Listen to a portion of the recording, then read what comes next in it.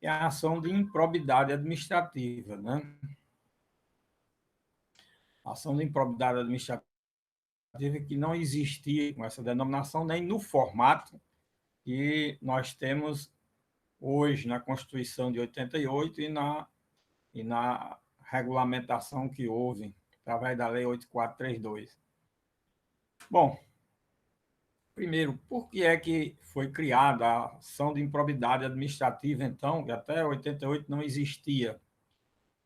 Pois é, até 88 nós tínhamos a ação civil pública para a reparação de danos, inibitórias, na parte de direitos coletivos, difusos, coletivos em estrito senso, difuso, mais especificamente só o difuso.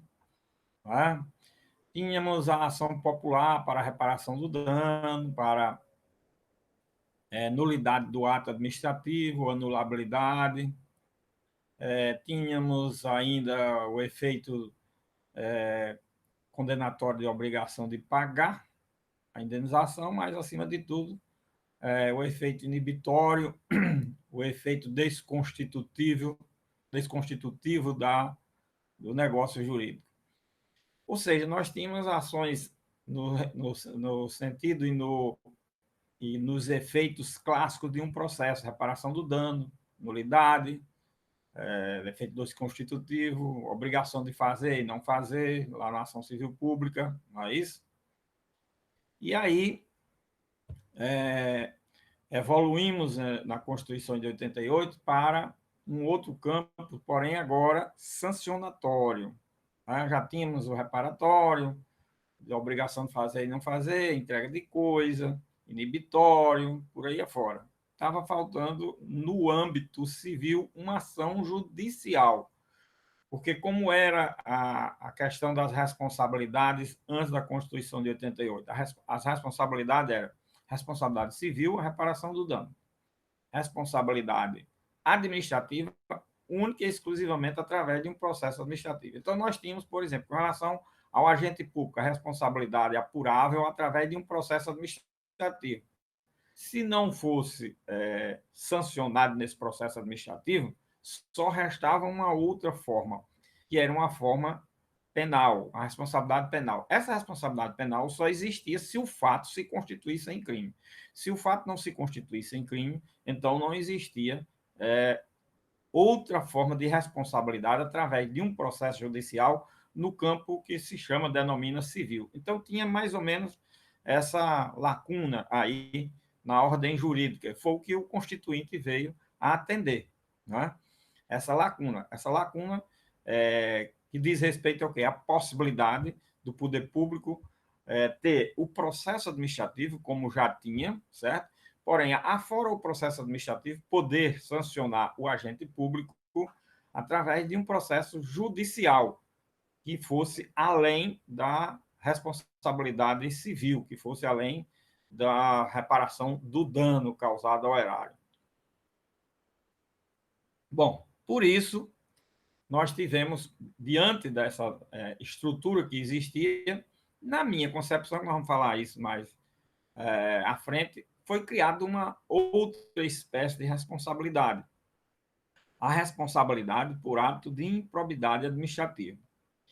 E isso veio através da Constituição de 88 e em seu artigo 37, parágrafo 4º. O artigo 37 da Constituição é aquele que cuida em prever a possibilidade do disciplinamento a respeito dos princípios administrativos na Constituição, não é isso? E no parágrafo 4º diz o seguinte: os atos de improbidade administrativa importarão a suspensão dos direitos políticos, a perda da função pública, a indisponibilidade dos bens e o ressarcimento ao erário, na forma e gradação previstas em lei, sem prejuízo da ação penal cabível. Esse parágrafo ele é muito rico em informações, né? Nós temos aí o quê? A criação do que nós chamamos hoje, e que foi regulamentado posteriormente, em 92, a ação de improbidade administrativa. Você pode dizer assim, mas, professor, não diz da ação de improbidade administrativa, fala dos atos de improbidade. Pois é, os atos de improbidade, que serão, conforme o Constituinte, previstos em lei. Serão previstos em lei.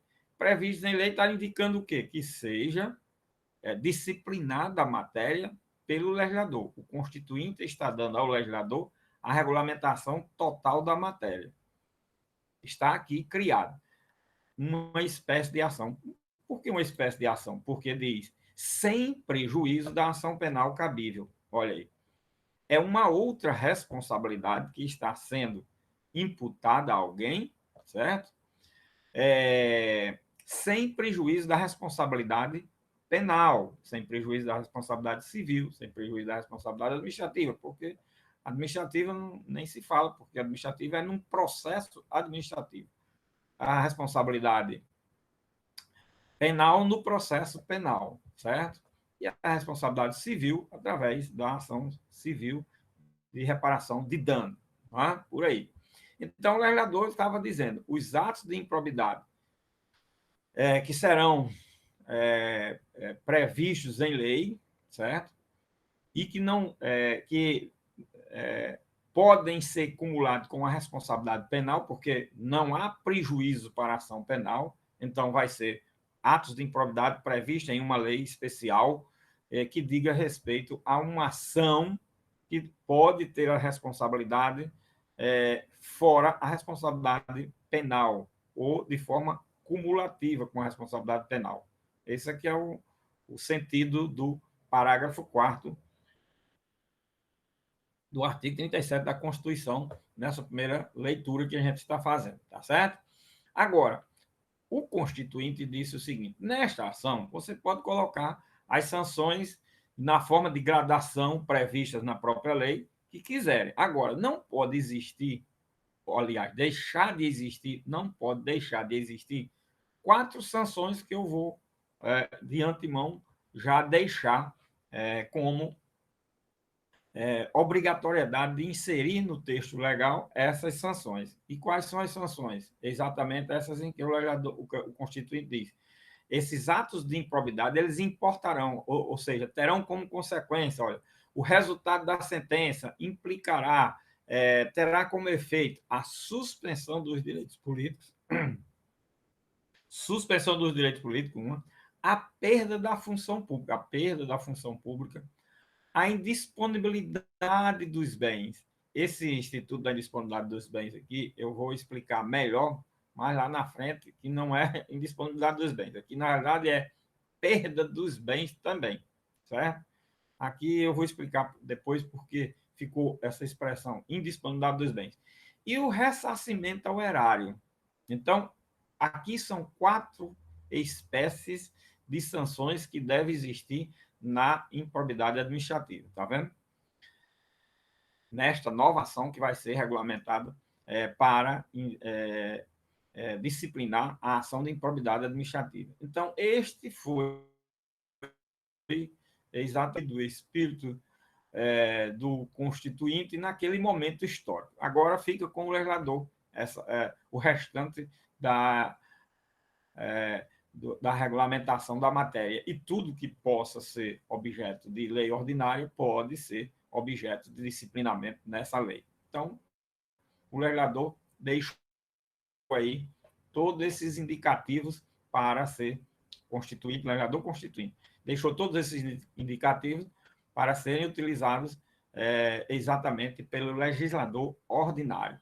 E ainda no parágrafo 5º, deixou ainda uma outra ideia com relação à prestação, não vamos falar mais na frente, mas eu deixar já aqui algumas informações.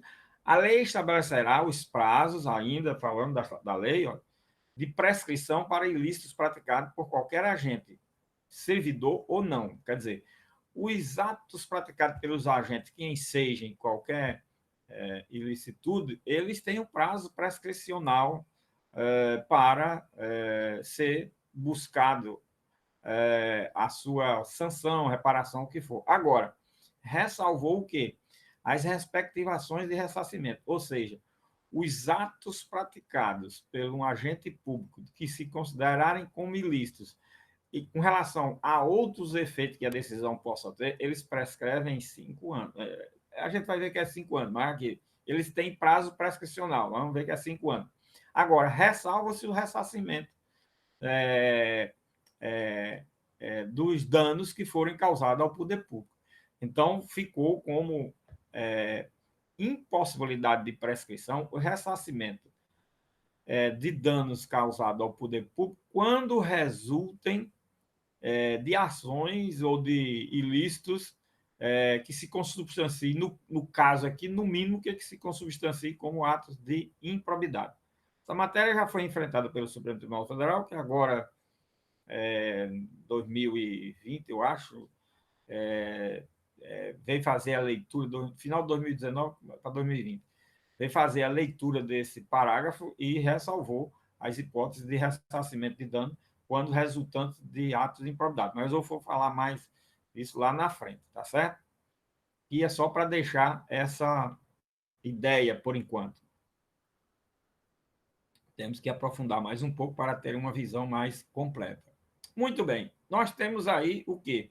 A estrutura que o Constituinte nos legou. Aí, isso foi a Constituição de 88, em outubro de 88. Quando foi em 2 de junho de 92, veio ao mundo do direito a Lei 8429. Lei 8429, que é a Lei da Ação de Improbidade Administrativa, certo? É a chamada Lei de Improbidade Administrativa, sempre conhecida como AIA, Ação de Improbidade Administrativa, AIA, também conhecida por essa sigla, certo? E aí, o que diz essa lei? O que ela dispõe? Segundo a sua própria ementa, ela dispõe sobre as sanções, olha, as sanções aplicáveis aos agentes públicos nos casos de enriquecimento ilícito no exercício de mandato, cargo, emprego ou função, na administração pública direta, indireta ou fundacional e da outras providências. Bom, olha aqui uma observação que eu faço em relação ao acervo de instrumentos processuais, de norma jurídica que existia com relação ao agente público. Nós tínhamos a sanção no campo penal, como eu já falei, e tínhamos a sanção no campo administrativo, tá certo? O restante das ações, como a ação popular, a ação civil pública, elas não ensejavam sanções que não fossem além da reparação do dano, nulidade do ato, obrigação de fazer e não fazer na ação civil pública, não é isso? Desconstituição, inibir que se pratique, repita-se, que se tenha aquela forma da prática do ato como lícita, e isso é feito inibitório, né? Muito bem. Por isso é que se fala que o processo evoluiu, o próprio processo civil, dentro desse sistema do processo civil, evoluiu para um outro patamar. Um patamar de quê? Um patamar de que, através do processo civil, se pudesse sancionar alguém. Olha aí, alguém aí, o agente público, através de um processo judicial civil, certo? Então, nós passamos a ter a ação de improbidade administrativa para esse fim. E aí vem um questionamento quanto ao efeito da sentença nessa espécie de processo, porque nós conhecemos até agora os efeitos da sentença, aqueles efeitos clássicos que eu coloquei, os efeitos principais, declaratório, constitutivo, condenatório, condenatório de obrigação de pagar, fazer e não fazer, entrega de coisa, né? Mandamental, executório ou executivo licença, e os efeitos acessórios, né? Um rol que eu deixei lá também numerado, né? Agora nós temos o quê? Sanções. E aí, sanções que vão à restrição de direitos, né? A perda de direitos. Olha, isso não era efeito das ações anteriores. Isso é um efeito novo, um efeito sancionatório, um efeito penal. Só não é considerado tipicamente penal porque não existe o efeito da privação da liberdade, só. Mas existe o efeito de restrição de direitos, de perdas de direitos, que é um efeito muito grave. É um efeito muito grave, certo? Levando em consideração a ordem jurídica. Pois bem, e aí restou para consubstanciar a matéria penal os efeitos apenas de restrição da liberdade. Mas vocês vejam como é interessante isso. Olha o jogo do conjunto, na chamada visão macro do processo. Nós temos o direito penal que vem é, se aproximando muito de sanções no âmbito civil, é, é, considerando a expressão naquele sentido de não ser privação da liberdade. Tem os casos de privação da liberdade e a condenação é sempre em privação da liberdade. Porém, a pena pode ser substituída por restrições de direitos. Olha aí. Então, é o direito penal se aproximando de um campo de uma responsabilidade sancionatória civil. Por outro lado, nós temos o direito chamado civil e o processo civil caminhando para se aproximar de efeitos da sentença no campo de uma responsabilidade que seria de penalização, de sanção, tá vendo? E não só de declaração, de desconstituição, de condenação de obrigação de pagar, fazer ou não fazer, entrega de coisa. Esse aqui é um detalhe. E nesse detalhe, aí vai se ter uma discussão, e tem-se essa discussão, se o efeito de restrição de direito, de perda de direito, ele está contido dentro do efeito de uma obrigação de fazer ou não fazer, ou se é um novo modelo, uma nova forma de efeito que não está esse novo tipo de efeito não está dentro daquela classificação clássica, né, dos efeitos da sentença que nós vimos aqui. Então, olha, isso é muito interessante. E aí é por isso que se fala no processo, hoje, no processo administrativo sancionatório, no processo administrativo penal, no processo de responsabilidade civil sancionatório, ou do processo judicial sancionatório civil. Todos esses questionamentos são feitos e toda essa linguagem é para encontrar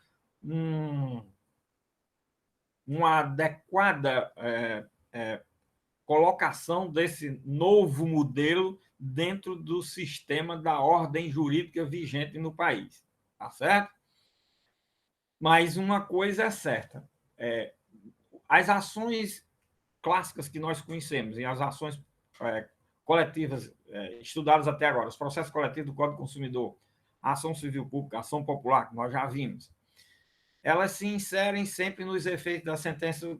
De que modo? Dos efeitos clássicos da sentença, certo? E esta ação, a própria ementa já vai dizendo, dispõe sobre as sanções aplicáveis aos agentes públicos. E olha como é que começa o artigo 1º. Vamos analisar aqui agora, partindo do artigo 1º. Os atos de improbidade praticados por qualquer agente público, servidor ou não, contra a administração direta ou indireta ou fundacional de qualquer dos poderes, da União, dos Estados, do Distrito Federal, dos municípios de território, de empresas incorporadas ao patrimônio público, de entidade para cuja criação ou custeio o erário haja concorrido ou concorra com mais de 50% do patrimônio da receita anual, serão punidos na forma desta lei. Olha aí, serão punidos. Então, aqui não terão como efeitos clássicos. Aqui nós temos uma expressão que é mais forte do que serão reparados, não é só isso, serão punidos. E olha o parágrafo 1. Estão também sujeitos às penalidades desta lei. Olha, estão sujeitos às penalidades desta lei. O que eu quero constatar aqui, fazendo logo uma primeira constatação, é que agora o legislador está voltado para um outro objetivo desta ação.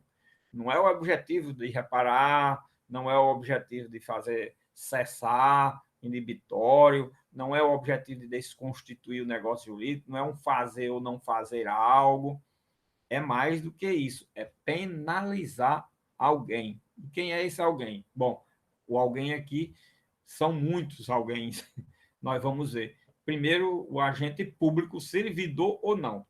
E ainda vem o parágrafo que diz: estão também sujeitos às penalidades os atos de improbidade praticados contra o patrimônio de entidade que receba subvenção, benefício ou incentivo fiscal ou creditício de órgão público, bem como daquelas para cuja criação ou custeio o erário haja concorrido ou concorra com menos de 50% do patrimônio ou da receita anual, limitando, nestes casos, a sanção patrimonial à repercussão do ilícito sobre a contribuição dos cofres públicos. Minha gente, duas observações. Reparem, aqui nós estamos incluindo os entes da administração pública direta e indireta na forma do artigo 1º, caput, certo?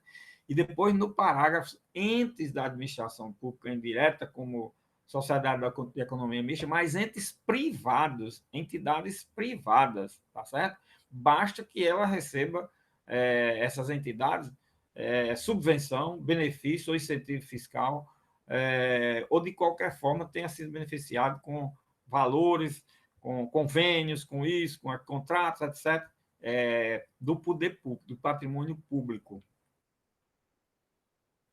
Vejam esses detalhes aqui no artigo 1º, combinado com o seu parágrafo 1. Essa é uma primeira observação. A segunda é interessante. Vejam o seguinte: se você pegar esse artigo 1º completo, do jeito que ele está aqui, e mais ainda até o 2º e o 3º, se a gente for olhar, quando a gente terminar de ver, e comparar com o artigo 1º da Lei da Ação Popular, nós vamos ver que estão aí quem? Os agentes públicos de lá e as mesmas entidades que estão descritas lá no artigo 1º da Lei da Ação Popular. Olha que detalhe interessante.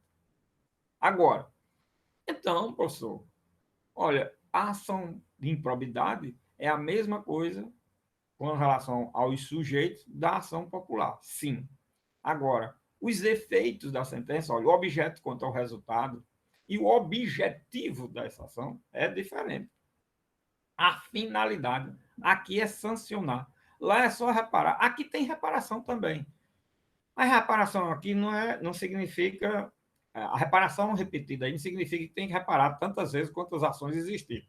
Não, é apenas para mostrar. Se por acaso não foi reparado na ação popular, pode ser reparado na ação de improbidade, se existir ação de improbidade, ou vice-versa.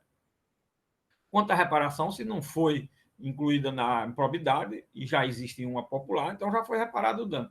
Onde tiver sido reparado o dano, até inclusive numa ação penal. Onde tiver sido reparado o dano, logicamente, é uma vez só que existe a condenação para esse efeito, embora toda espécie de ação leve à reparação do dano, inclusive no âmbito da responsabilidade penal, certo?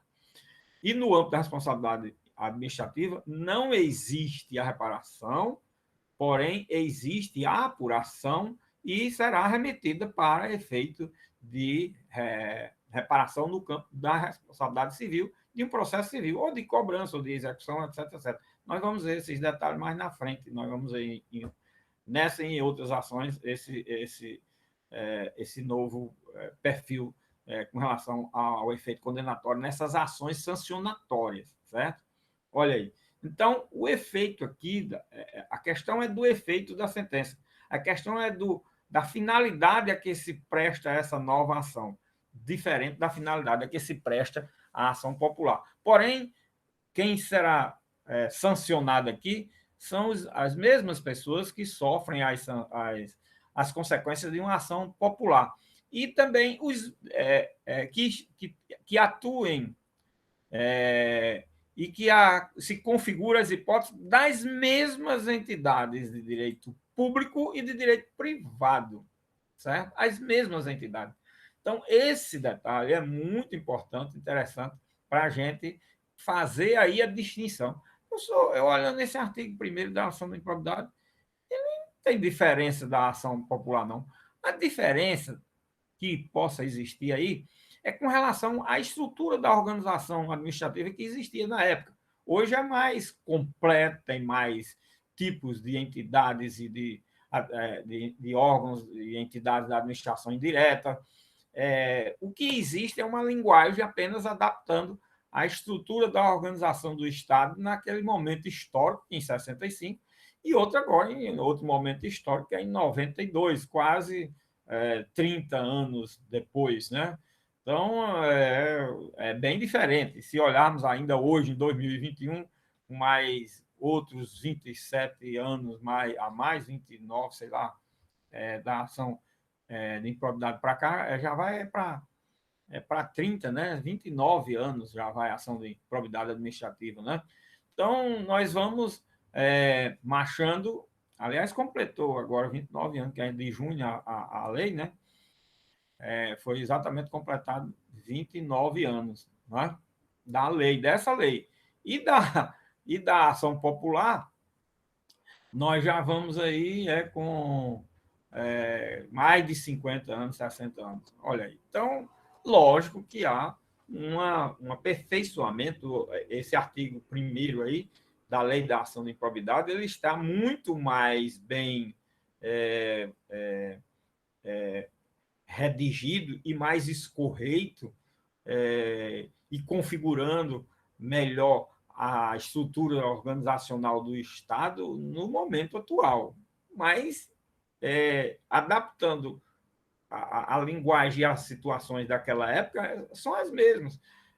Inclui as entidades da administração pública de todas as entidades, de todos os estágios, federal, estadual, municipal, inclui administração direta, indireta, fundacional, sociedade de economia mista, e mais as entidades que não se consubstanciam como estatais, aquelas com menos de 50%, que o Estado participa de qualquer forma, e aquelas que sem nenhuma participação, mas recebe incentivo fiscal, creditício, firma convênios e contratos, etc., com a administração pública, certo? E o que participa da administração pública no que tange ao patrimônio que usa, o patrimônio é incluído em valor, dinheiro, de convênios, etc., todos serão responsabilizados dentro da proporção dos valores correspondentes a essas participações. Ok? Então, é um dado e uma constatação aí muito interessante para se entender realmente esse novo modelo que passou a surgir no Brasil, né? Principalmente a partir da Constituição de 88. Aí, no artigo 2º diz, reputa-se agente público. Aí nós temos o quê? Uma definição legal para se entender o que é agente público. Para os efeitos desta lei, todo aquele que exerce, ainda que transitoriamente ou sem remuneração, por eleição, por nomeação, por designação, contratação ou qualquer outra forma de investidura ou vínculo, mandato, cargo, emprego ou função nas entidades mencionadas no artigo anterior, certo? No artigo anterior. Bom, nesses casos aqui, nós temos o quê? A inclusão da maior possibilidade possível de se incluir qualquer pessoa que, de uma forma ou de outra, exerça alguma atividade junto ao poder público, se definir como sendo um agente público. Essa que é o detalhe. E aí eu digo o seguinte, inclui-se aí quem? Inclui-se aí o estagiário, né? Estagiário, repare, quando vocês estagiam em um órgão público, ou entidade de direito público, onde for, vocês sabem que estão incluídos dentro do rol de agente público que pode estar sujeito à ação de improbidade. Olha aí o detalhe. Mesmo o não remunerado, professor, sim, nós vimos um dispositivo que diz remunerados ou não. E aí nós incluímos quem? Os jurados no processo penal do júri, né? Nós incluímos aí os requisitados para trabalhar no dia da eleição, tá vendo? Os mesários, presidentes, juntas apuradoras, todo o pessoal que é requisitado de uma forma ou de outra está incluído também no rol do agente público para efeito de ação de improbidade administrativa. Então, a abrangência é muito grande. Aí você diz, bom, então não escapou quase ninguém, né? Quase ninguém, porque realmente, com relação ao agente público, o conceito é o mais longo possível. E da ação, bom, da ação, ainda há mais gente que pode ser ainda estar sujeito à responsabilidade no âmbito da improbidade administrativa. Ainda, professor, mais gente, que sim, vem o artigo 3º. E o que diz esse artigo 3º?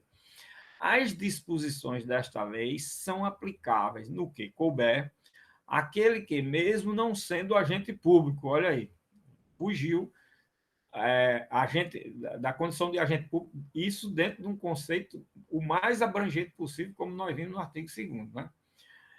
Mas essa pessoa, mesmo não sendo agente público, induza ou concorra para a prática do ato de improbidade, ou dele se beneficie sob qualquer forma, direta ou indireta, certo? Então, nós temos aí o quê? Nós temos aí a responsabilidade sendo estendida até a quem não é agente público. Mas como é que se estende a esses outros? Esses outros têm que se caracterizar situações de que eles induziram o agente público à prática do ato. Eles participaram ao lado do agente público, com o agente público, foram, vamos dizer assim, coautor, ou partícipe, ou colaborador, ou incentivador, a fim de obter vantagens pessoais, a fim de obter vantagem para alguém, certo? E aí a gente inclui quem aí, professor? A gente inclui aí os lobistas, as pessoas que representam empresas, seus sócios, administradores, todo aquele que fala em nome de uma empresa, de uma entidade de direito privado, junto ao poder público e leva, induz, participa com o agente público na prática de um ato ilícito que se consubstancie improbidade, ele na sentença, os efeitos da sentença irão recair sobre a pessoa dele da mesma forma que recai sobre o agente público. Então, no que diz respeito à questão da responsabilidade da reparação do dano, no que diz respeito às sanções aplicáveis, os efeitos sancionatórios que podem resultar com relação ao agente público, pode resultar com relação a um particular, que não seja agente público, mas de qualquer forma participou da prática do ato, induzindo ou colaborando na realização desse ato. Estão vendo aí o detalhe? Então, há um leque enorme de sujeitos passivos, não é isso? Nessa relação jurídica que estão também susceptíveis de serem sancionados na forma do que nós vamos ver lá no artigo 12 dessa lei, que as sanções estão lá no artigo 12, tá certo? Com isso, nós vamos vendo aí que esses artigos, eles trabalham do artigo 1º ao 3º, que são artigos que estão inseridos no capítulo 1º dessa lei. Essa lei tem aí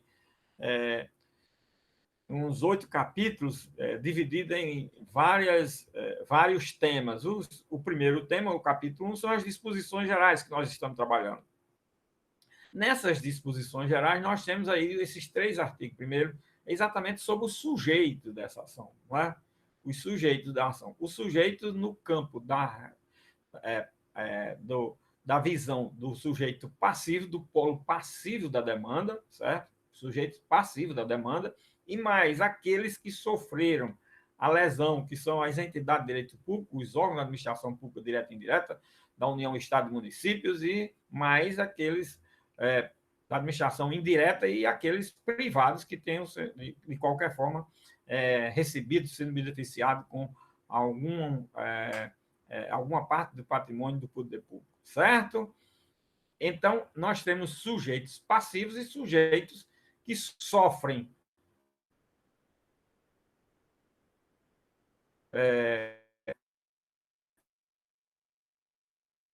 as certo?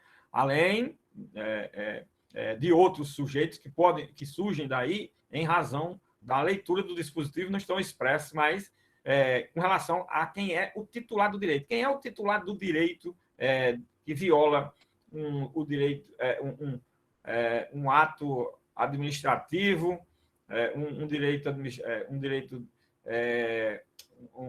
um ato administrativo ou um fato no campo administrativo que possa violar um direito que, em princípio, diz que é um direito do Estado. Não é. Nós temos os titulares desse direito. Quem são os titulares desse direito? No âmbito do patrimônio estatal, na realidade, são os cidadãos, na realidade, é a própria coletividade que é a titular desse direito. Essa ideia se extrai, logicamente, da leitura dos dispositivos, porque se você causa lesão ao patrimônio público, o patrimônio público é de quem? É dessas entidades? Não, elas são administradoras desse patrimônio que pertence à coletividade. Nós temos esse detalhe aí também, tá certo? Muito bem, então nós temos aí os sujeitos, né, dos artigos 1º a 3º, sob essa perspectiva de uma grande parcela de sujeitos da relação jurídico-processual, embora não estejam todos aí, né? Nós ainda vamos ter que trabalhar a questão do sujeito ativo, que não é aqui ainda, sujeito ativo dessa ação. Isso é um outro detalhe. Bom, minha gente, aí em seguida vem os artigos 4º, 5º, e eu vou falar logo dos 3, 4º, 5º e 6º. Esses artigos, eles guardam congruência e harmonia, o 4º com o 11, o 5º com o 10 e o 6º com o 9º, certo?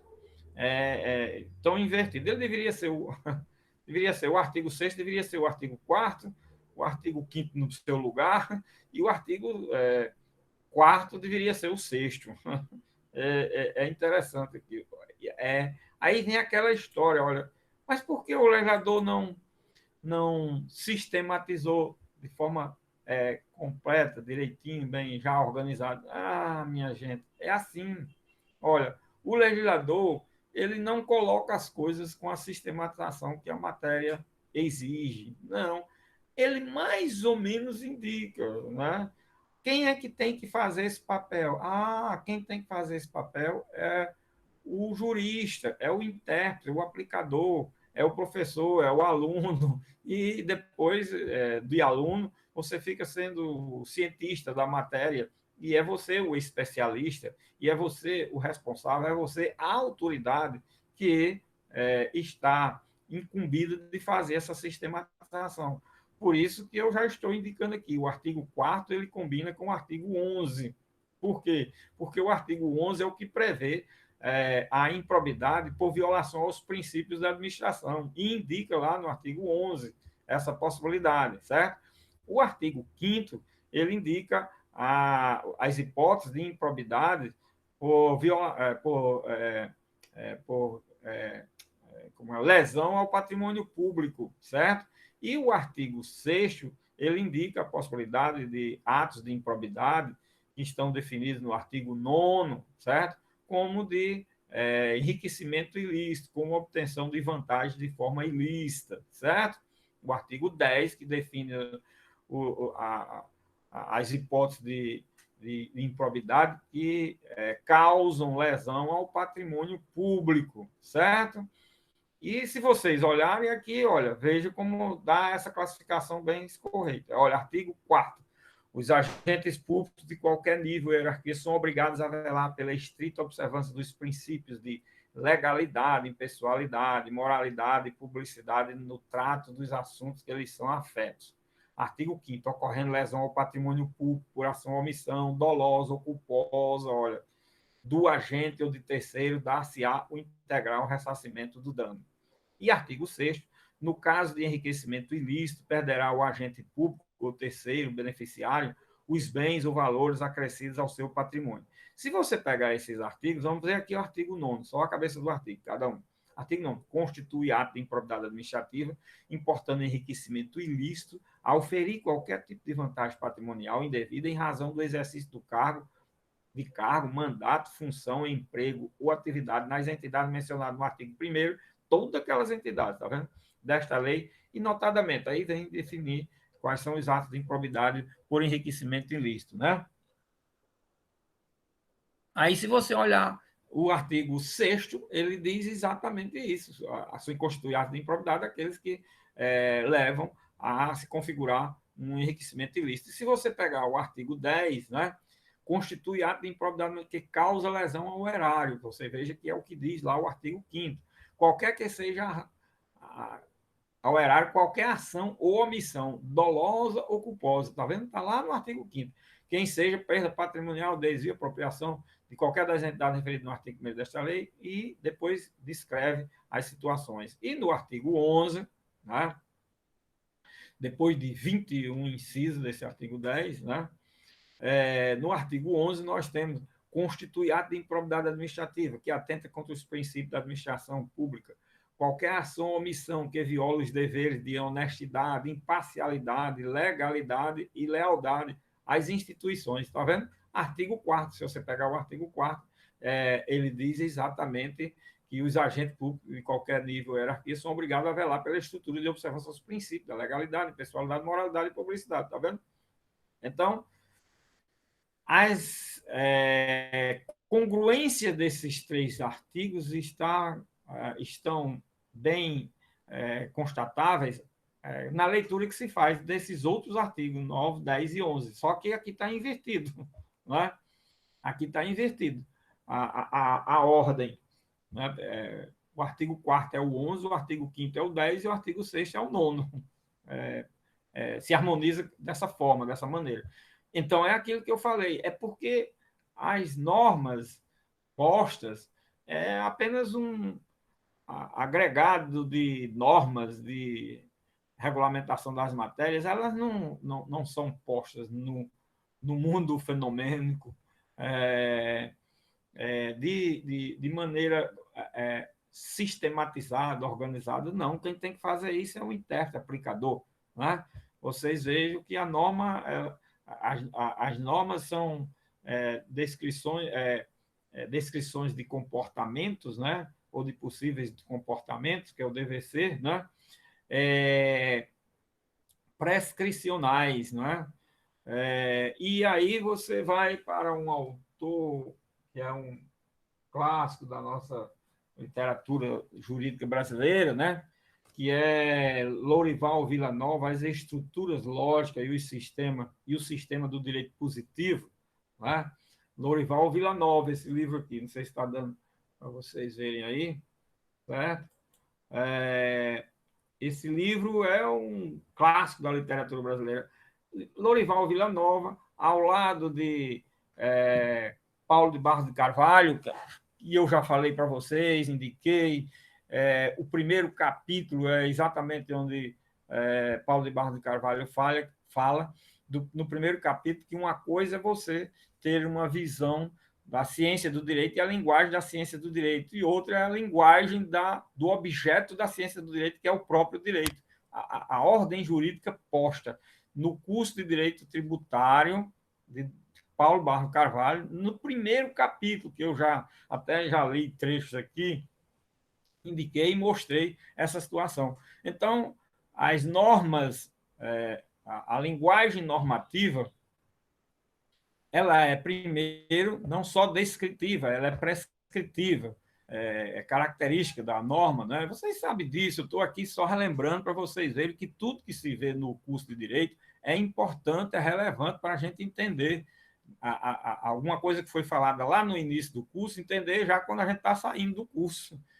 Tudo tem uma conexão, tudo tem uma ligação, um liame. Tem que se fazer essa conexão. Que é conhecer? Conhecer é fazer conexões, já dizia aí o grande filósofo, criador da EIP, como é o nome? O Justin, como é? Agora sim, diga aí, Tuíla. O homem que morreu, que era dono do Steve Jobs. Steve Jobs. Steve Jobs fez uma palestra para o curso para os estudantes concluintes do curso de engenharia. E a essência da palestra dele foi dizendo que saber, conhecer e o aprendizado é só fazer conexões. É isso que é o conhecer. Isso dá na ciência exata, mas se dá na própria... Aí ele contou só o exemplo dele, da vida, que ele começou a fazer engenharia, o pai pagou uma faculdade caríssima, né?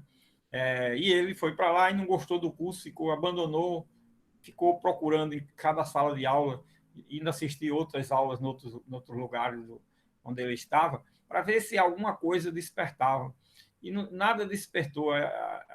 Aí ele sentia muito, porque o pai estava mandando dinheiro, achando que ele continuava estudando e ele não estava estudando nada.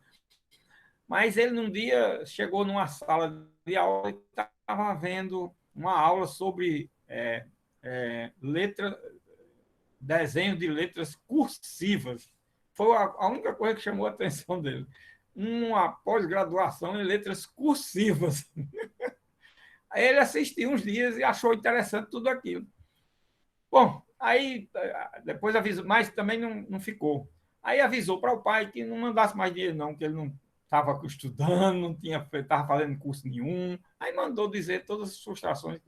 Aquilo foi uma decepção, mas ele disse que não se preocupasse, não, que ele ia se virar na vida. E ficou pelo mundo. Quando foi um dia, um amigo dele convidou, que tinha lá, estava fazendo uns testes lá no, num quartinho atrás da casa do pai dele, se ele não queria colaborar com ele para criarem alguma coisa. Minha gente, aí ele foi e teve muita dificuldade em dar uma colaboração ao amigo. Aí ele um dia lembrou-se das aulas de letras cursivas.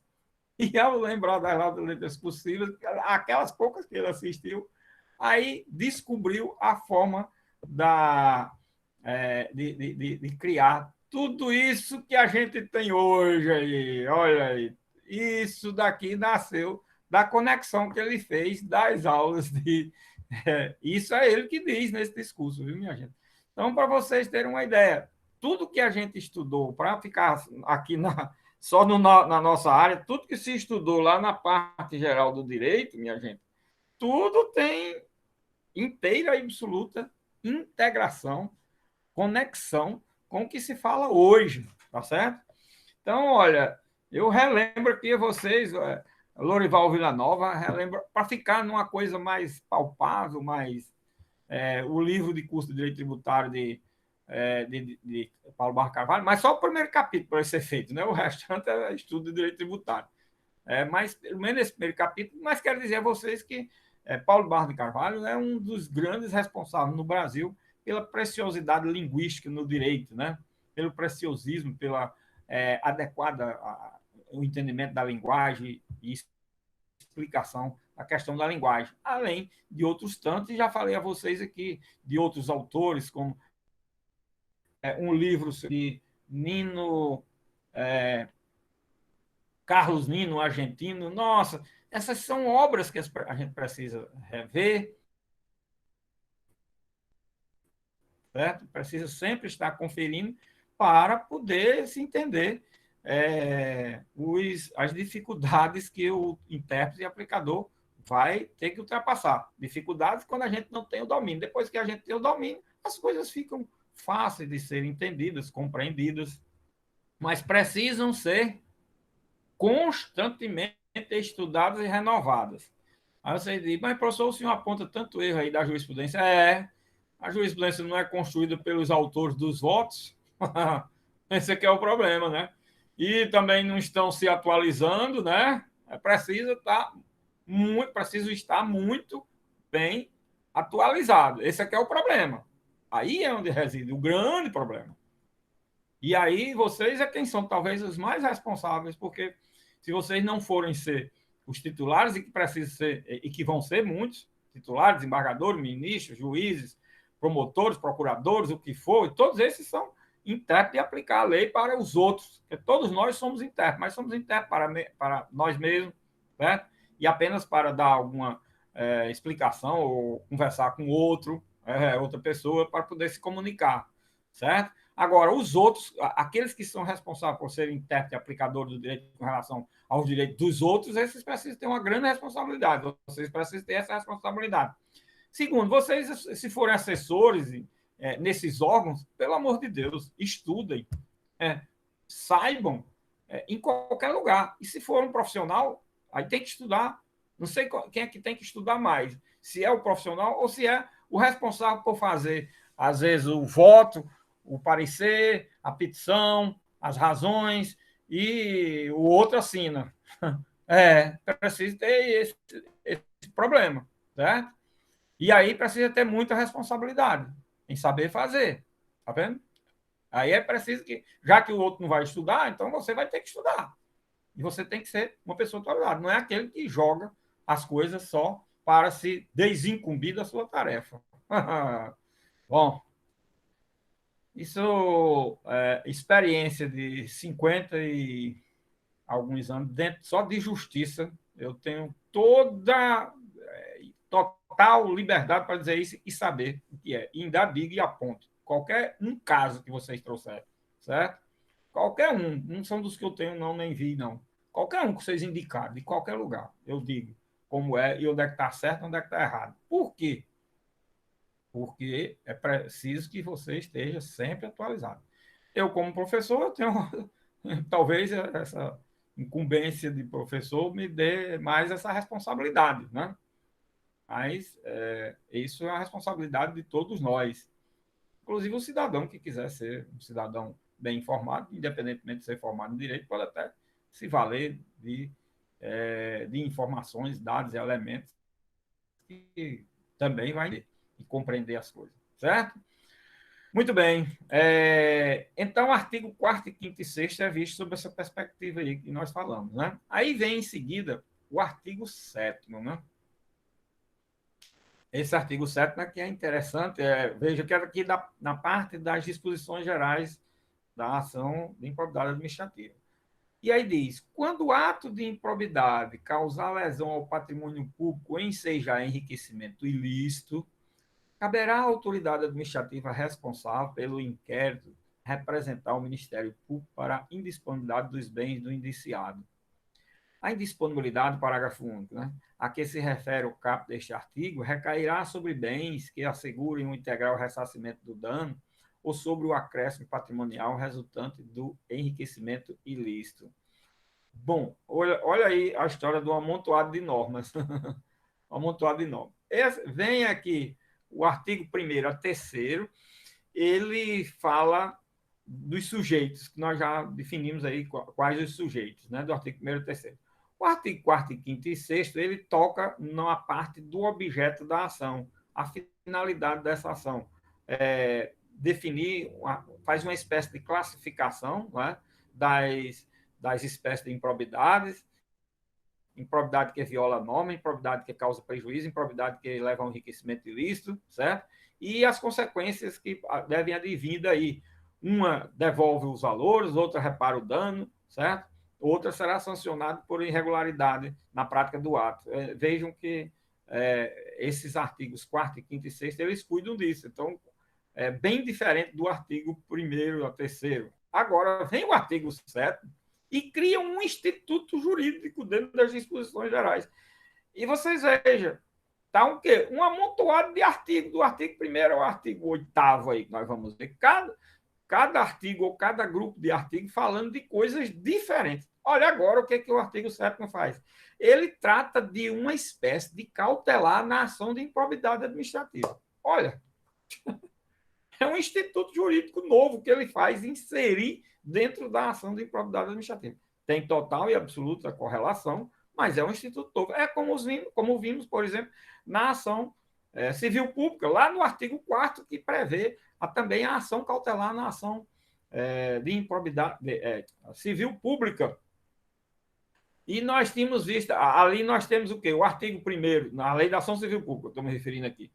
O artigo 1º, que cuida do objeto, o artigo 2º, que cuida da competência, já é sujeito, o artigo 3º, que cuida do objeto, o artigo 4º cria uma espécie de demanda. Vejam aí o amontoado das normas. Agora, você vai ler essas normas numa sequência lógica de dizer, eu vou ler aqui o texto dessa lei e quando você terminar de ler o texto da lei, você está doido, não entendeu absolutamente nada. Nossa, esse artigo fala de uma coisa, esse outro fala de outra, que eu não vi nenhuma congruência com esse outro artigo, não, nenhuma coerência. Olha aí, o emaranhado de normas. E nesse emaranhado, quem é que vai consertar aí? Quem é que vai dar sentido a esse emaranhado de normas? o intérprete aplicador. E quem é o intérprete aplicador, professor? Bom, intérprete aplicador é todo mundo. Porém, o profissional, o jurista, o técnico, o especialista, aquele que é formado em direito. É por isso que se passa 5 anos na faculdade. É para que você, quando for ler um texto de lei, leia como deve ser lido um texto de lei, certo? E não como qualquer um faz a leitura do texto de lei. Os 5 anos na faculdade, que é muito pouco para mim, certo? Para mim deveria ser no mínimo uns 10, certo? Pagando 1 ou 2 matérias por semestre, e não deveria ser tanta matéria, deveria ser menos, mas de forma mais aprofundada, que você entendesse melhor como resolver as coisas. Para mim seria assim, se eu tivesse poder de dizer como era, ou pelo menos pudesse votar, ter uma ideia, aceitasse uma ideia. Eu acho um absurdo, é muito pouco 5 anos pagando 5, 6, 8, 10 matérias. Você está pagando nada, você está empurrando com a barriga, certo? E querendo adquirir um diploma. Acabou-se. É só isso. Não está querendo saber de nada. E para depois ir fazer um concurso, ir para uma área onde é que se ganha dinheiro. Para isso, para saber onde é que ganha dinheiro. Não é para saber como é que eu vou fazer, o que eu vou fazer em benefício da coletividade, do povo. Eu quero saber o que eu vou fazer em meu benefício. Esse é que é o grande dilema. Não é? Eu vou me preocupar com o jurisdicionário? Será? Não sei, tem aí muitas dúvidas, né? Pelo menos é o que a gente vê e o que é a cultura brasileira. Isso aí a gente constata na cultura brasileira. Pois bem, minha gente, esse artigo 7º, ele cria o Instituto da medida, vamos chamar assim, de medida cautelar, uma espécie de cautelar, ou de tutela. Hoje seria o quê? Uma tutela de urgência na ação de improbidade administrativa. É uma das espécies de tutela de urgência da ação de improbidade administrativa. Eu quero avisar logo que nós vamos ver 3 espécies de tutela de urgência na ação de improbidade administrativa. Aí você veja, professor, se são 3, então deveria ser pelo menos a sequência, né? Pois é, uma está no artigo 7, outra está no artigo 20 e tanto, outra está no artigo 17, 18, sei lá, é, é, é, 15 ou 16, bem diferente. Olha aí, tá vendo? Em lugares totalmente diferentes, que não tem nenhum sentido. É a história das normas como deontologia, certo? É descrito de forma deontológica para poder se entender que se trata de regras, né? De formas de comportamentos e assim por diante. Tem toda uma explicação que eu apenas estou aqui levantando alguns pontos para vocês irem fazendo as conexões para poder entender as coisas, certo? Muito bem. Aí aqui é que eu quero agora explicar o artigo 7º em combinação com aquele instituto que tem lá no artigo 37, parágrafo 4 da Constituição, né? Quando o ato de improbidade causar lesão ao patrimônio público, aqui é o artigo 7º, né? Ou ensejar enriquecimento ilícito, olha, quando for um ato de improbidade que enseje enriquecimento ilícito, artigo 9º, ou causar prejuízo ao patrimônio público, artigo 10º. Caberá à autoridade administrativa responsável pelo inquérito representar o Ministério Público para a indisponibilidade dos bens do indiciado. A indisponibilidade compreende o ressarcimento integral do dano e o acréscimo patrimonial do enriquecimento ilícito. Só informando aqui, não é? Pois bem, aqui, o que o dispositivo está dizendo? Olha, mesmo quando já inicia o processo administrativo de apuração de atos administrativos que se imputa de ilegais ou ilícitos, e que esses atos e a prática desses atos tenham resultado algum dano ao erário e venha resultar em alguma vantagem pessoal, a partir é como se o legislador estivesse dizendo, olha, aí agora a compreensão disso é como se o legislador estivesse dizendo, a partir já do processo administrativo, quando está em andamento o processo administrativo, a autoridade administrativa, lógico que pode na ação de improbidade também, em qualquer fase, no início, no meio, no fim, também tomar essa providência, no fim, antes da sua conclusão, no fim, perto do fim, vamos dizer assim, certo? Aí também pode ser tomada essa providência de quê? De tornar indisponível bens para reparar o prejuízo que está sendo apontado como causado, certo? Ou enriquecimento, bens que foram adquiridos, foram incorporados, ingressaram no patrimônio do agente público ou de outra pessoa, mesmo privada, física, que tenha enriquecido às custas desse ato. Essas são hipóteses em que já pode se caracterizar a possibilidade de se trabalhar a chamada indisponibilidade dos bens. E o que é a indisponibilidade dos bens? A indisponibilidade dos bens é dizer o seguinte: olha, aí não é a autoridade administrativa que fará essa indisponibilidade. A autoridade administrativa encaminhará, repare aí o detalhe, ao Ministério Público a fim de que ele possa requerer, tá certo? No processo administrativo ou procedimento, que é um processo administrativo, um procedimento administrativo, um inquérito policial, um inquérito civil público, pode ser em qualquer um desses. Nenhum desses processos essas autoridades têm esse poder, mas elas podem pedir. Ou ao próprio órgão da administração onde elas ligam, ou aí procuradorias, assessoria jurídica, dependendo das competências e dos poderes que têm esses órgãos jurídicos, certo?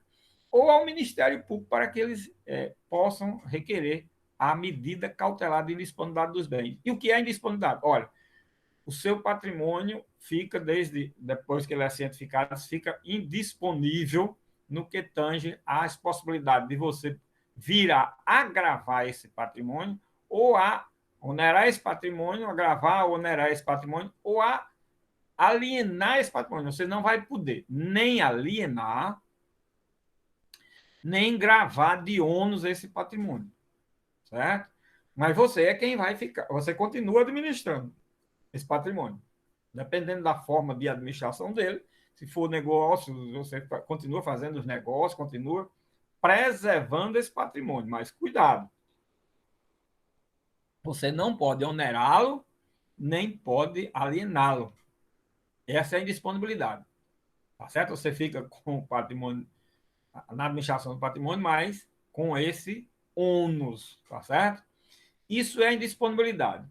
Bom, indisponibilidade é uma espécie de medida cautelar ou de tutela de urgência no processo de improbidade administrativa, na forma como está disciplinado no artigo 7. Mas o que foi que disse o artigo 37, parágrafo 4 da Constituição Federal? O artigo 37, parágrafo 4 da Constituição Federal, minha gente, prevê, como eu já falei para vocês, hipóteses que devem constar na lei como sendo espécies de sanções. Incluiu na espécie de sanções indisponibilidade de bens. Errado. Não existe essa espécie de sanção, não. Ali, era a expressão indisponibilidade foi trocada de perda de bens. O que há é perda de bens. Ah, bom, professor, e por que constou isso? Bom, constou pelo seguinte, minha gente. A Constituinte, porque vocês são muito novos, não sabem nem o que aconteceu, pelo amor de Deus. Nem a história. A Constituinte foi muito debatida, muito prestigiada, porque pense num ato no Brasil, a realização de um evento que foi a Constituinte durante 2 anos e que era mais divulgado possível. Você acordava às 5 horas da manhã com o Diário da Constituinte. Rádio, televisão, tudo era 1 hora, meia hora, não sei quanto, e não sei quantas vezes, era como propaganda política, as inserções a toda hora, de manhã, de tarde, de noite, de madrugada. Você não ligava uma televisão, um rádio, nada que não fosse o tempo todo dando notícia da Constituinte. Durante 2 anos. Não foi 2 meses, nem 2 semanas. Isso foi massificante, mas foi bom, porque ninguém podia ignorar o que a Constituinte estava fazendo. E quando terminou, aí houve também muita divulgação, porque foi convocada uma comissão de nobres gramáticos, filólogos e pessoas do mais alto destaque das letras no Brasil, que entendesse de gramática, de redação, disso que foi convocados mais. Esses dicionaristas, Ruais e outros tantos, Buarque, todo quem estava vivo na época, os mais famosos foram convocados. Aí o que aconteceu? Beleza, ficou gramaticalmente perfeita a Constituição, mas em alguns lugares mudaram os institutos jurídicos. Gramaticalmente está perfeito. Agora, aí mudaram o instituto jurídico. Por quê? Veja um detalhe. É que no parágrafo 4 tem o seguinte, do artigo 37 da Constituição. Olha, os atos importaram a suspensão do direito, a perda da função pública. Aí, em seguida, tinha a perda dos bens. Aí os gramáticos, não. A perda dos bens, logo em seguida, a perda da função pública, não.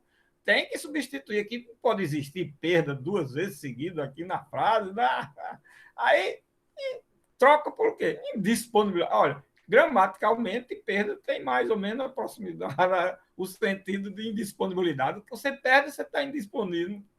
Não. Juridicamente é muito diferente.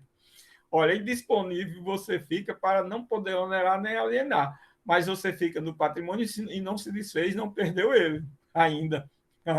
Agora, perda dos bens. Aí você nem fica na administração e nem fica com um bem, nem tem nada em seu nome. É muito diferente juridicamente. Entenderam aí? Aí essa história da gramática ser perfeita, trocaram um instituto por outro. Trocaram o instituto da sanção por um instituto de... repare como é diferente. Por um instituto de tutela de urgência.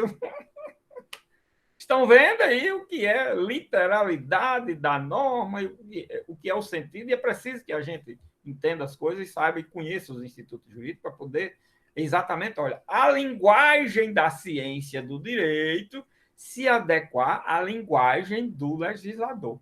Então, porque está escrito lá na Constituição indisponibilidade, né, você imagine uma sanção de indisponibilidade de bens. Você ficava sendo o dono, o proprietário do bem, mas a vida toda ele era indisponível. Nem, não tinha sentido você ter esse patrimônio de forma indisponível e de maneira indefinida. Não tem lógica, não tem sentido. Aí a lógica, por isso que Lorival Villanova, olha, vai logo, só para mostrar a vocês aqui uma coisa interessante. No primeiro capítulo, logo que ele fala, olha, ele trabalha o quê? Logo do primeiro capítulo, no item 3, no item 4, a reflexão da lógica, o domínio das formas lógicas. Olha, isso está no primeiro capítulo, esses dois itens que eu falei aqui, tá certo? Tipos de variáveis da lógica, tipo de variáveis lógicas, as variáveis e as constantes da forma lógica, e assim por diante. Para vocês terem uma ideia de como se deve trabalhar. E ele está falando aqui o quê? Das estruturas, olha, as estruturas lógicas e o sistema de direito. As estruturas lógicas da norma, né, e o sistema de direito. Olha aí como é interessante esse aspecto. Muito bem. Pois bem, minha gente. Então, olha, essa trocazinha de perfeição da linguagem no campo gramatical simplesmente trocou os institutos jurídicos. O instituto jurídico que devia ser uma sanção ficou na Constituição como sendo uma espécie de medida cautelar ou de tutela de urgência.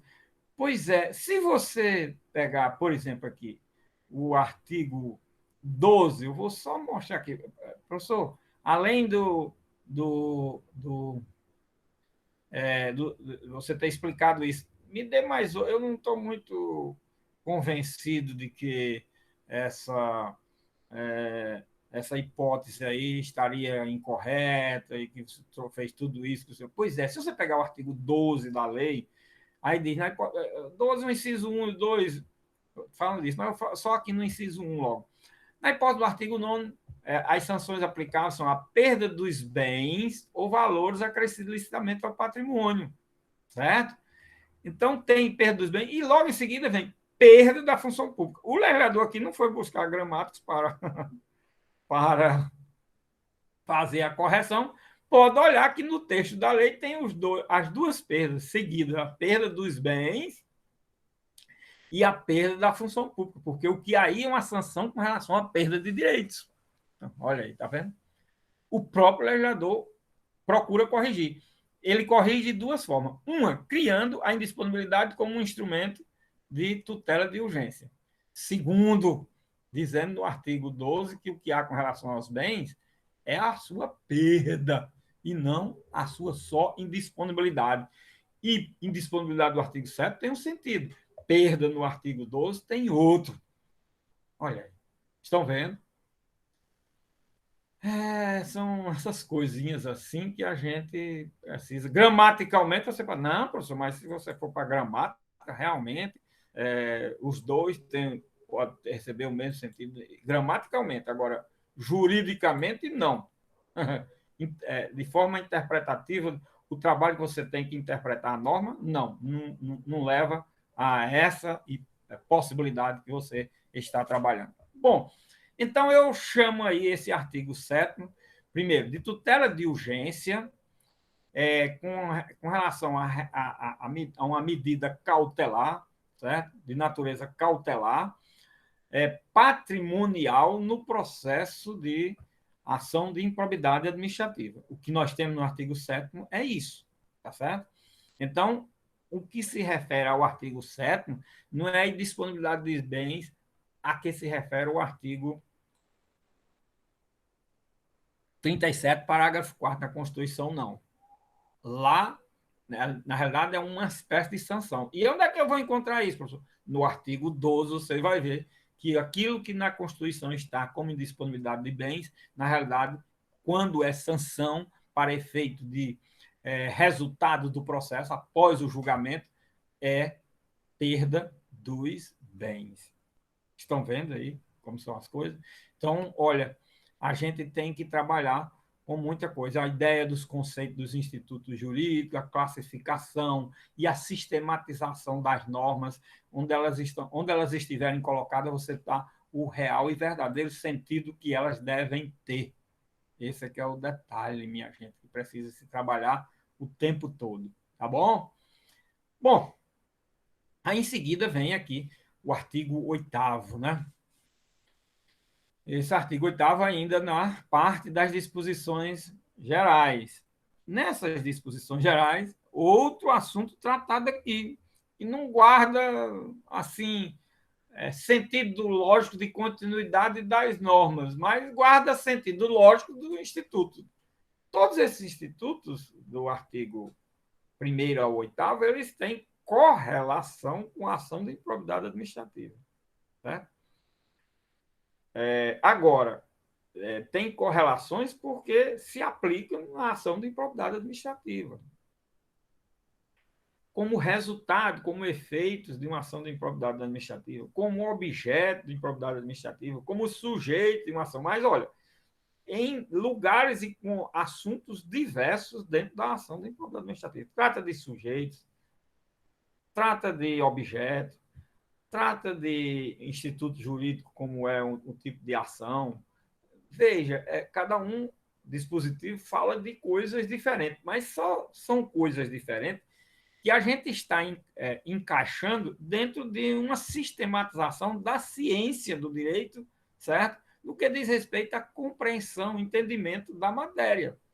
Se a gente não tivesse noção da parte da ciência do direito nessa matéria, nós não poderíamos incluir. Quem faz a leitura sendo um leigo, incluir os dispositivos em lugar nenhum. Nós que somos da área do direito, nós incluímos dentro dos conceitos. Não, é porque o direito tem um conceito que explica que indisponibilidade de bens é uma medida cautelar, perda de bens é uma sanção, uma coisa diferente da outra no aspecto jurídico. Bom, aqui é uma medida cautelar, lá é um efeito da sentença, já no final, ao término, concluída a instrução e no julgamento do processo. São coisas assim. Quem é leigo vai saber o que disso. Não vai encaixar em nada. Agora, nós encaixaremos, ou devemos encaixar.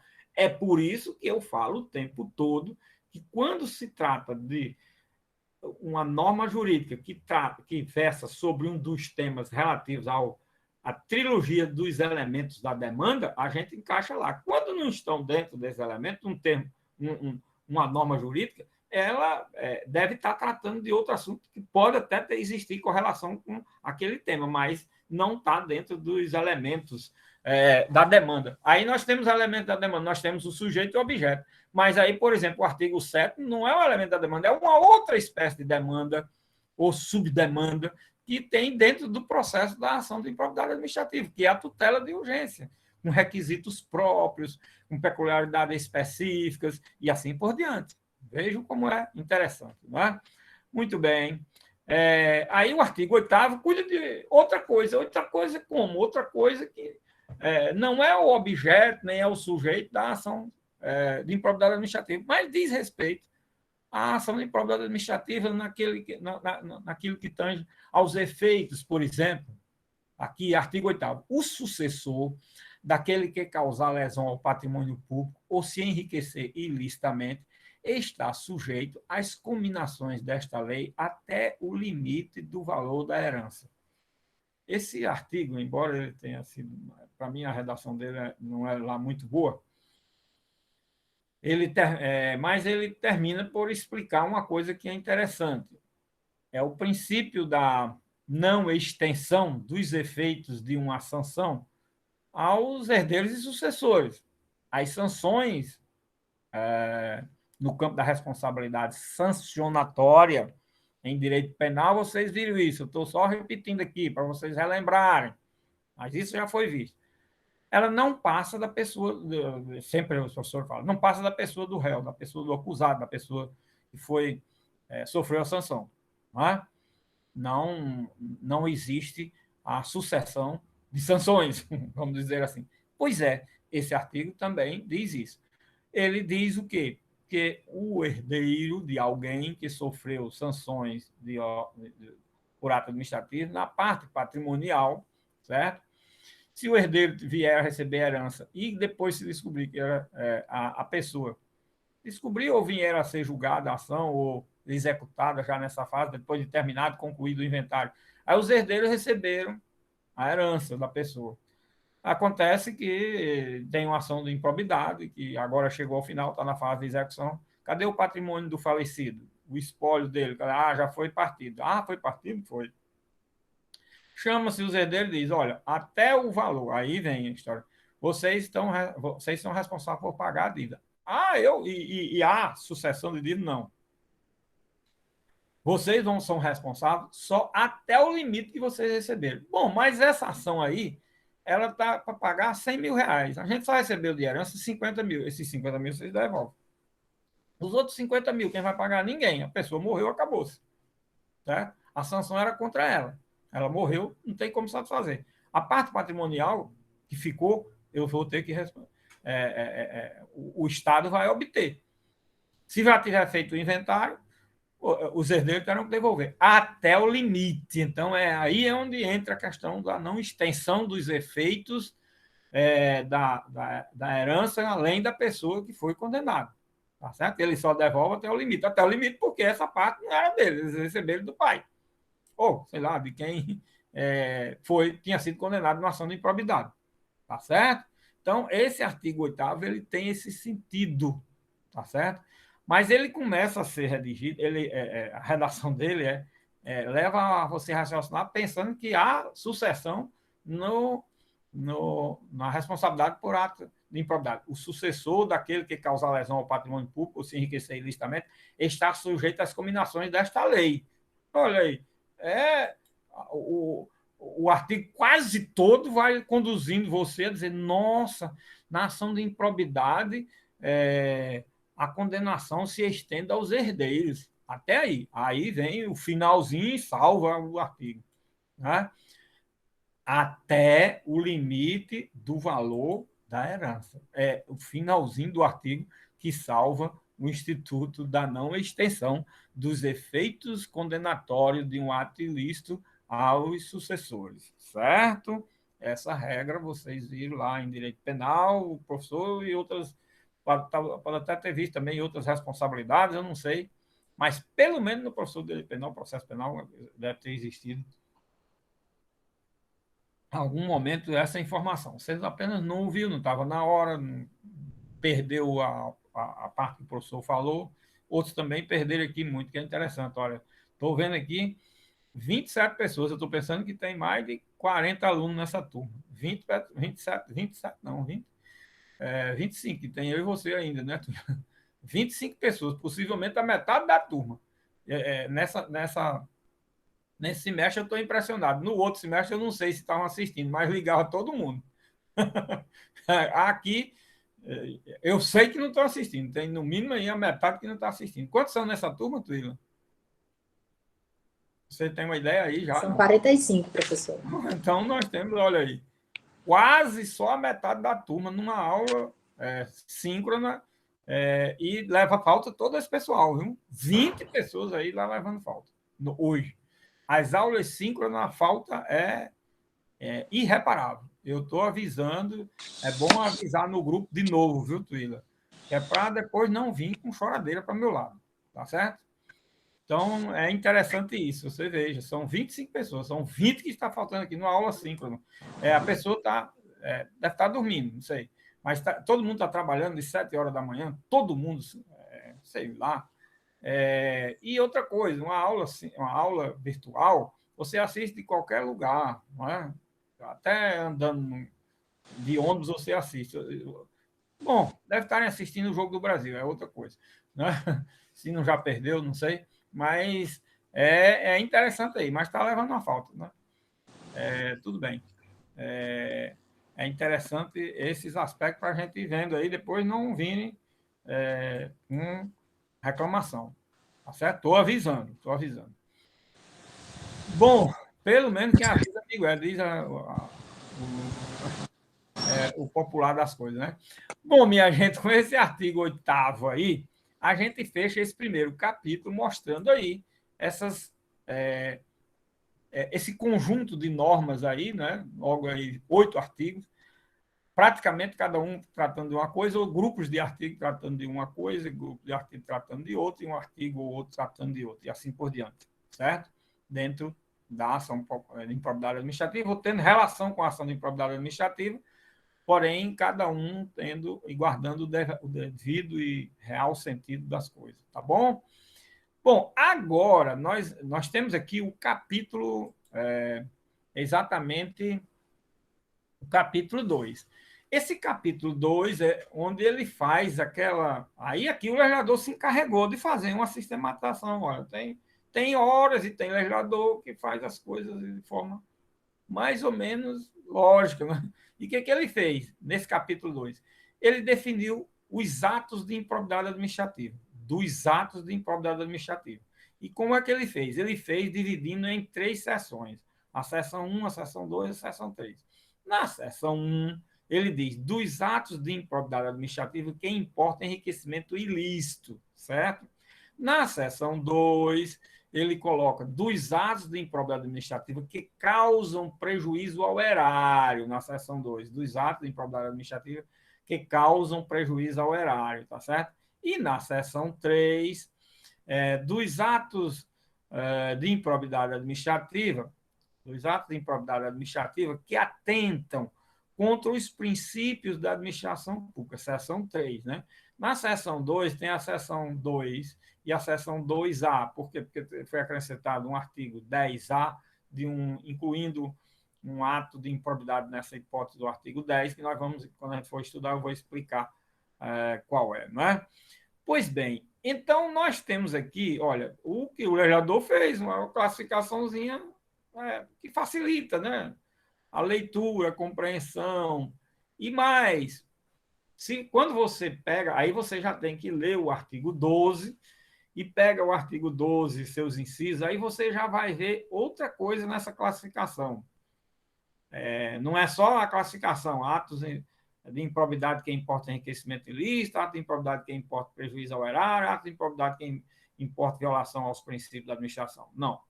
Aí é uma classificação que o legislador fez. A outra visão que você passa a ter, quando você lê o artigo 12, certo? Aí você vai ver que o inciso, aí tem 3 incisos. No inciso 1, o artigo 12 se refere às sanções das improbidades do artigo 9º, tá certo? O inciso 2 se refere às sanções das improbidades do artigo 10, certo? E o inciso 3 se refere às improbidades do artigo 11. E também na leitura desse artigo 12, desses incisos que eu mencionei aí, você vai extrair a outra ideia, que é o quê? As do artigo 9, elas são mais graves, são chamados no artigo 9 os atos de improbidade de natureza grave, tá certo? Depois, no inciso 2, você vai verificar que o artigo 10 descreve os atos de improbidade de natureza média, de gravidade média, certo? De alta gravidade, artigo 9, de gravidade média, artigo 10, e de gravidade leve no artigo 11, certo? De gravidade leve no artigo 11. Então, esse capítulo 2, ele cuida de tudo isso. E depois, no artigo 12, vem exatamente a questão do capítulo 12, que é das penas. O legislador chamou logo das penas, não foi só das sanções, das penas, artigo 12, das penas. E vai do artigo 12, com seus incisos e parágrafo único, que cuida só das penas, tá certo? Aí vem o capítulo 4 em seguinte, a partir do artigo 13, e vai subdividindo por aí. Aquilo que o legislador acha importante, tem condições de estruturar para que a lei saia a mais próxima possível do entendimento, certo? O legislador faz, não é? Mas também muita coisa o legislador não faz. Ele não vai dividindo cada artigo em cada capítulo e colocando tudo nos seus rigorosos e devidos lugares. Um código, às vezes, é mais bem trabalhado, né? Eles trabalham muito para que isso aconteça, né? Mas, mesmo assim, nós temos muitos artigos que se comunicam, os artigos, os primeiros com os últimos do código e assim por diante. Assim também é numa lei específica, especial, em matéria de processo, principalmente, né? Então, é preciso que a gente tenha em vista essa informação para poder a gente ter uma compreensãozinha, um entendimento a respeito do assunto, não é? De forma a ter aquela visão de completude. Olha que eu falei já bastante disso. A visão de completude é o que faz você ter mais possibilidade de fazer uma interpretação a mais próxima possível da melhor interpretação. Esse que é o detalhe. Quanto mais informação você tem, certo? Quanto mais dados, elementos você tem, melhor você irá fazer uma interpretação que alcance melhor o sentido e a compreensão daquele caso, daquele fato, daquela situação, e possa se aplicar a norma de maneira a mais escorreita possível. Então, é isso que precisa ser trabalhado num processo de interpretação. Quando você julga, principalmente quando julga, cuidado. Quando julga, você não pode estar julgando por experiência e não pode estar julgando pela sua vontade, não pode estar julgando com subjetivismos e ilações apenas que você extrai, porque tudo isso não faz parte de uma boa interpretação. Essa é a realidade. E é o que a gente vê aí, a reclamação cotidianamente, que hoje um dos graves problemas são os julgamentos serem sempre com determinados subjetivismos, com determinadas. Não pode ser com visão em pessoas, o fato e a prova daquele fato é que precisa ser trabalhado. O fato e a prova, certo? O fato e a prova. Se você quer condenar, bom. Se você quer condenar, você condena. Você tem o poder condenar, que aí tem muitos também, muitos processos que são condenados aí porque a pessoa quer, o julgador quer. Meu Deus. Eu queria pegar em nota de R$ 1 a quantidade que tem. Eu seria bilionário. Seria milionário, não. Eu seria bilionário. Certo? É só, é, é só começar a fazer uma pesquisa e constatar de forma a mais pueril e elementar possível. A constatação é impressionante como ela é fácil de ser constatada. E a gente vê logo. Aqui só se faz. Ou é uma ignorância total, não passou na porta da faculdade, não sabe um elemento, não conhece um elemento de interpretação, ou é má fé. Só pode ser uma das duas coisas. Né? Não é outra coisa. Mas tem muito, professor, por ignorância. Tem por ignorância. Esses daí são perdoáveis. Perdoáveis. Mesmo assim, não dou muito valor a esse perdão, não. Certo? É importante que você conheça tudo, porque você está julgando os outros. Tá? Esse aqui é um detalhe muito importante. Eu estou falando isso porque vocês vão ser essas pessoas. Eu não estou falando isso de graça, não. Vocês vão ser. E olha o que eu estou dizendo com relação a dezenas, centenas de alunos meus que são hoje responsáveis por isso. Foram meus alunos. Eu lamento. Lamento que não chegaram lá e se empolgaram, sofreram da, da Covid jurídica. A Covid jurídica é a juizite. Sofrem da juizite, né? Esse é um vírus que nem o cão do inferno tira. Né? Esse é um vírus perigosíssimo, o vírus da juizite. E como ele é fácil demais de pegar. Uma das coisas que na vida eu tinha sempre cuidado era disso. E eu disse, eu vou me aposentar cedo, que é para poder eu não ficar demente no cargo e não ter o meu autocontrole. E me aposentei logo. Completei idade e requisito, tudo. Eu vou me aposentar porque eu ainda estou consciente. Posso até ter errado alguma coisa na minha vida, mas não fui consciente. Aí é aquele perdoável, não foi consciente, certo? Nunca julguei por nome, nem por querer. Julguei por encontrar aquela situação, era o que eu via nos autos. Podia também não estar reproduzindo, mas foi o que foi reproduzido lá. Eu podia também estar sido, posso ter sido levado a ser enganado muitas das vezes, né? Isso também acontece no processo. Posso ter, mas infelizmente eu não tinha outra forma, outro caminho, não me foi dito nem apontado, etc. Bom,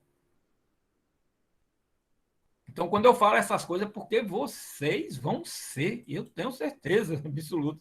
Não é uma questão de eu achar que vocês vão ser, não. Não é essa a questão. Vocês não, vocês vão ser.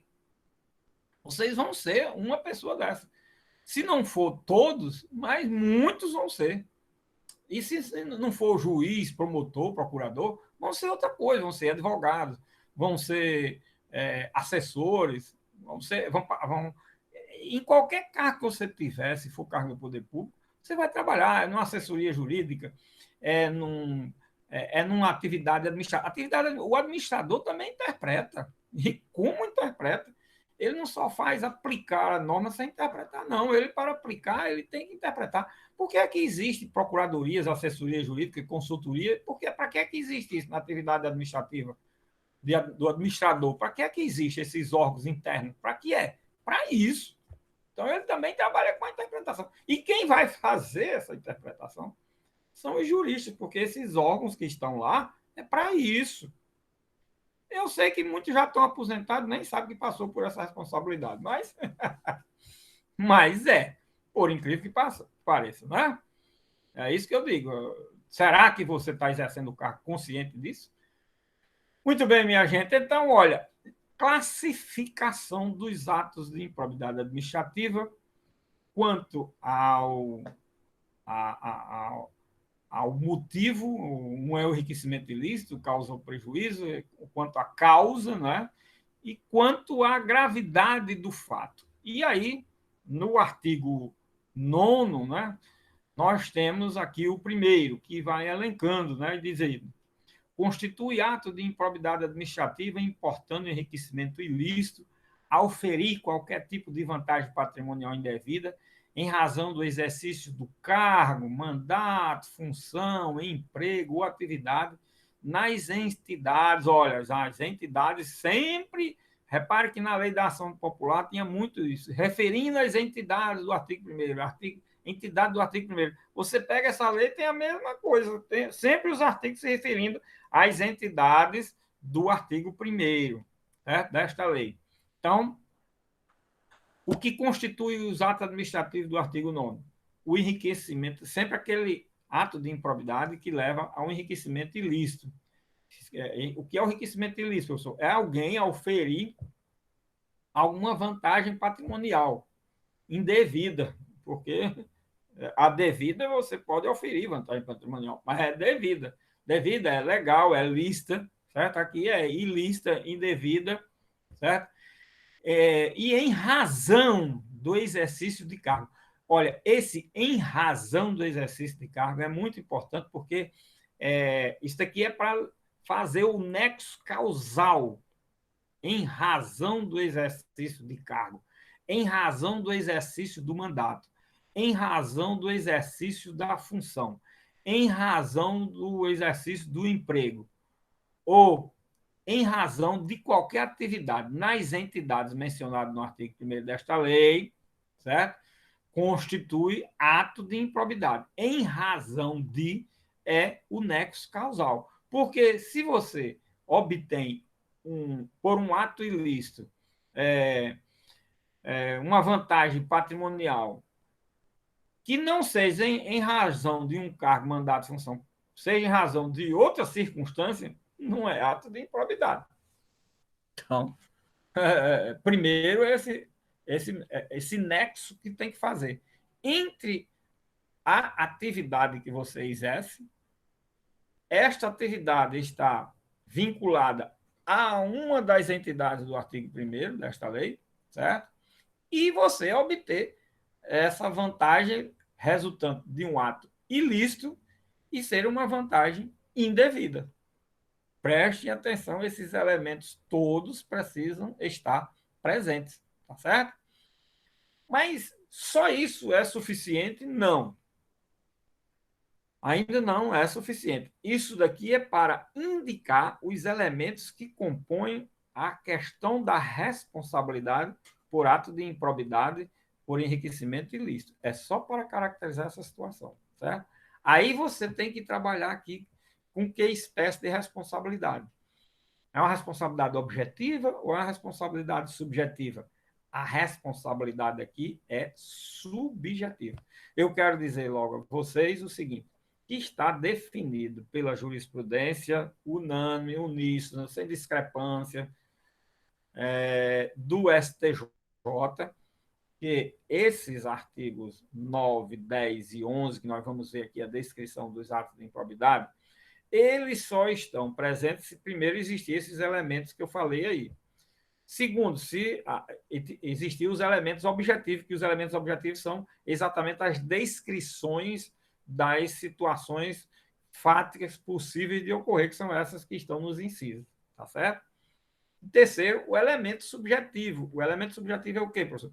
Que alguém, quem praticou o ato, tenha agido de forma culposa. O que é forma culposa? Tem a ver, aliás, com culpabilidade, que é o quê? A culpa em sentido lato. E se a culpa é em sentido lato, ela consubstancia o quê? O dolo ou a culpa. No artigo 9º, a jurisprudência é uníssona em reconhecer que só se caracteriza a possibilidade de causar de improbidade se você praticar o ato de forma dolosa. Então, o elemento subjetivo aqui é o dolo. Não existe a forma culposa no artigo 9º.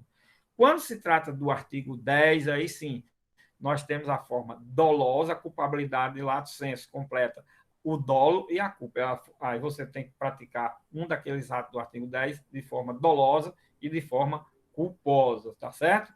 E no artigo 11, de forma dolosa. Então, resumindo, no artigo 9 e 11, de forma dolosa, a culpabilidade é o elemento subjetivo dolo, E no artigo 10, a culpabilidade é um elemento subjetivo, dolo e culpa, ou são os elementos subjetivos, dolo e culpa. Tá certo? Professor? Sim. Na atualização com o artigo 10A, entra só o doloso? Não. 10A, vamos dizer aqui, o 10A diz alguma coisa nesse sentido? Vamos ver aqui. Nós vamos estudar ainda os artigos, mas 10A.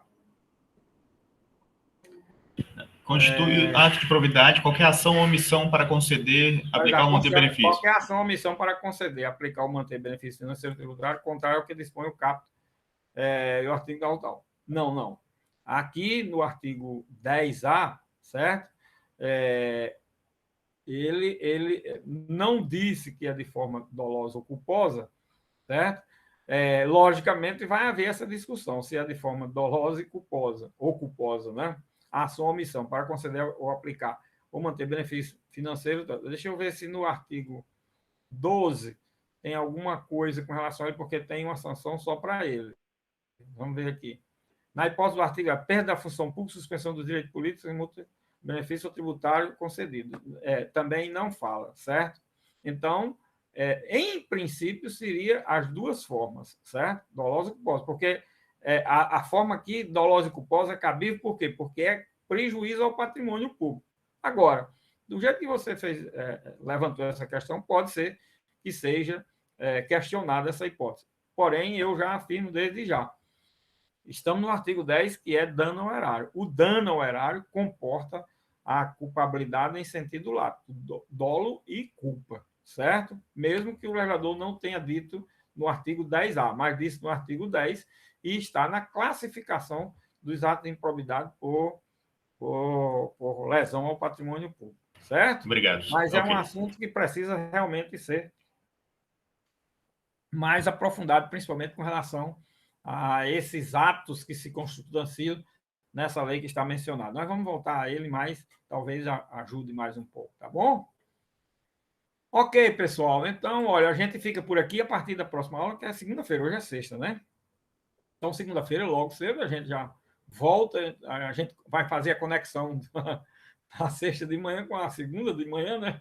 Os dois horários, o mesmo horário, né? Faz logo a conexão.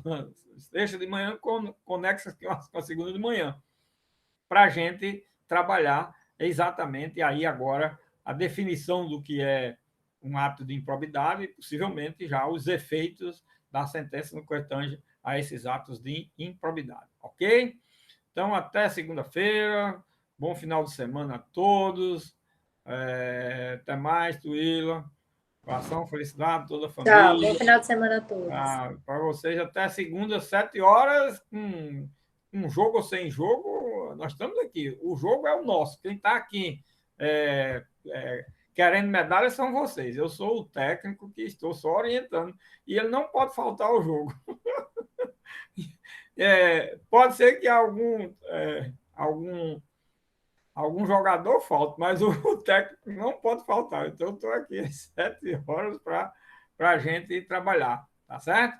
E agora já com outra visão já da ação da improbidade, com muitas informações nesse campo.